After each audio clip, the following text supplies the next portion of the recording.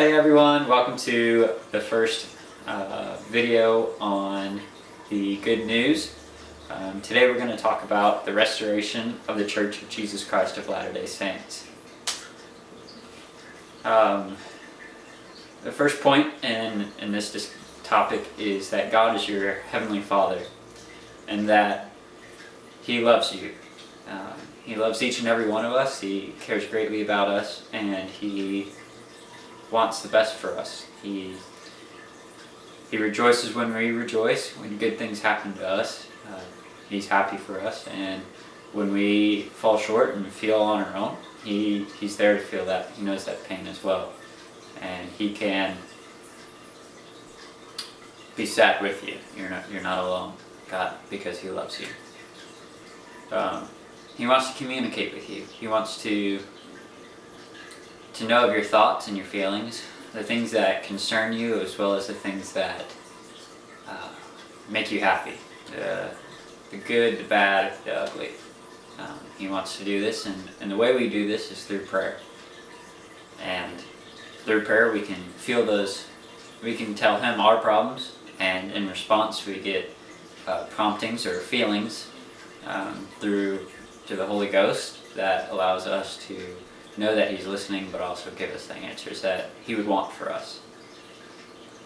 He's also provided a way for us to be happy in this life and to be successful, as well as a way to return to Him. Because that's our ultimate goal, is to return to Him. The Lord has blessed us with families.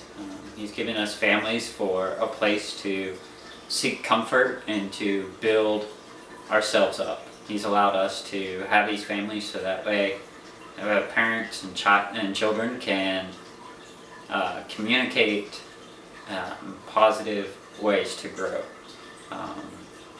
The child can express fears and concerns, and the parents can lead those children to understand how Heavenly Father cares for them, as well as parents can then have a greater understanding of how God loves them as well, being a parent.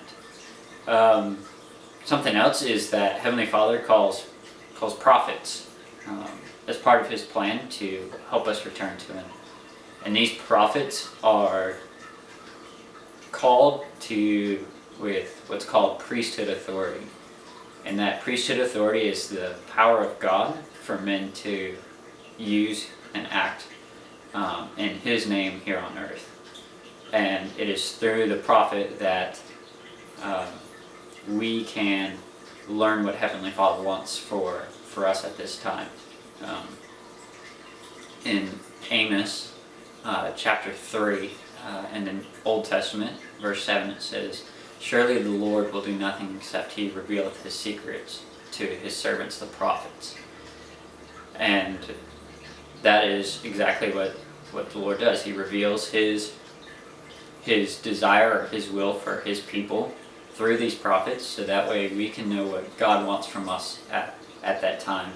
And it allows us to make sure that we're living our lives the way we need to at the time to be most successful, like Heavenly Father wants for us. But as we see throughout Scriptures, these prophets are called by the Lord. They help the people, they help people grow. And these people, they grow strong. They grow strong from the blessings of the Lord. And over time, they get the human nature part of them to realize, oh, I'm great and mighty. I have a great life. And they forget who that great life came from. And so they turn away from the gospel. They no longer think they need the gospel. And so these prophets are no longer listened to. They're either killed off, or the Lord takes them away from the people and just has them go to a different people, and pretty much these prophets are rejected. And we see this like with the prophets of old in the Old Testament again, with like Moses and Abraham and Noah. They were prophets, and when the people listened, they did well, and when they refused to listen and turned away from them, the Lord would take away that prophet to his people. But again, he would call another prophet when the people would humble themselves, so that way they could once again hear his word. And those times where there's a prophet on the earth is called a dispensation, and that will be important later on. So a few hundred years before Christ came to the earth and was born, we see that there was that state where the people had rejected the prophets, and we call that a state of apostasy, which will be important again here in a couple minutes. And while the Savior was here, he taught his gospel. He taught things such as faith, repentance. He was baptized, showing us the way in which we should be baptized. And he gave his apostles the Holy Ghost, as well as that priesthood authority as well. And he performed miracles. He gave the blind their sight back. He healed those with leprosy and cleansed them of those things. He raised people from the dead that had been dead for months or even years. And he performed these miracles to help people to not only believe, but also to show the power that he received from Heavenly Father, from his Father and our Father in heaven, so that we could understand the importance of that, of needing that power from heaven. But the most important thing that he did while he was here was he atoned for our sins. He took upon him the sins of all. He provided a way for us to return. If he did not suffer, not only in the Garden of Gethsemane, but up on the cross of Calvary, we would not be able to fully return to our Heavenly Father. Both parts had to happen. He took upon the sins of the world, so that way we could, again, not feel left alone, but also that way he would be able to allow us to return to our Heavenly Father. That no matter what mistakes we've made in life, there's somebody who can forgive us, or who can understand maybe the feelings of guilt that we feel. And it is through the Savior that we can know that we're not the only one who's felt like that. So if you remember, I used that word apostasy just a little bit ago, a couple slides. And after Christ was here, and after his apostles were once again rejected, and they were either killed or they had died, this great apostasy, as we call it, came about. And the best way to describe the great apostasy and the causes that, or the effects from it, is to think of a mirror. And while Christ was here on the earth, that mirror was perfect. No imperfections. You could see clearly. It had a perfect reflection of him, even. And when all of his apostles and himself were gone from this earth, that mirror shattered. And just as these pieces on the screen, they're all over the place, right? And those were the mirror complete was all the truth. The mirror broken into all these pieces, like on here, is all the pieces of the gospel. And so through centuries and hundreds of years, there were many churches that wanted to try and claim what they had was the gospel. And they had pieces, and finally, after hundreds of years, people started to realize that, okay, this isn't what was originally there. There's stuff missing. There's something missing from this that I'm being taught. And so they started seeking. They started searching the scriptures, and they wanted a reform of church. And so finally, that kind of excited people. That kind of brought an excitement into the world of religion. And so that brings us to the restoration of Christ's church that he had established. You might have heard the name Joseph Smith. And Joseph Smith was a young boy in the early 1800s who, exactly like we've been talking about, sought for truth. He wanted to know which church in his local area was true. He wanted to know, because he had read that in the scriptures that there was one church, one faith, and one baptism. And so he wanted to know what that one faith was. And he also read in James chapter 1, verse 5, that if any of you lack wisdom, let him ask of God, that giveth to all men liberally, and upbraideth not. And when Joseph read that, he said it touched his heart, and that he wanted to know, it made him want to know from God what that one faith was. And so he knew that he could ask God and not be judged for asking that question. So in the spring of 1820, Joseph Smith decided to go out into a grove of woods. He decided to do exactly what he was instructed by from the scriptures in James. And he knelt down in prayer, and he recorded the events later that took place. And he said, I saw a pillar of light exactly above my head, above the brightness of the sun, which descended gradually until it fell upon me. And when the light rested upon me, I saw two personages, whose brightness and glory defy all description.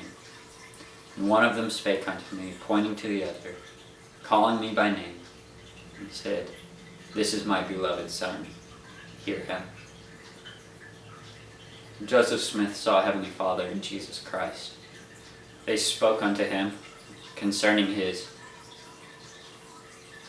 fears and his desire to know. And they told him that if he would prepare himself, that he would restore God's true church back to the earth, and that he would bring that mirror back into fullness, and that he would be the prophet of this last dispensation. He would be the first prophet of this last dispensation. And that's what Joseph Smith was. He began restoring the church, and he had prepared himself for a few years, and the Lord visited him throughout that time as he would prepare himself. And the Lord would let him know of things to come and things that he would do in the future. Something that Joseph Smith was first given to do was translate an ancient text. He was giving gold plates that the Lord led him to. And these plates, after being translated through Joseph Smith and the help of a few others, gave us something called the Book of Mormon. And the Book of Mormon is another testament of Jesus Christ. It's an ancient scripture written by people who left out of Jerusalem and traveled their way to what's referred to in the Book of Mormon as the Promised Land. And as you read the Book of Mormon, you can see the hand of God in these people's life. There's also scriptures that read very closely from the Bible. And the Book of Mormon is not to take away from the Bible. It is there to only add to Christ and who he was and what he did for us. This is just comparable. They go hand in hand, and they allow us to understand what Heavenly Father and Jesus Christ want for us.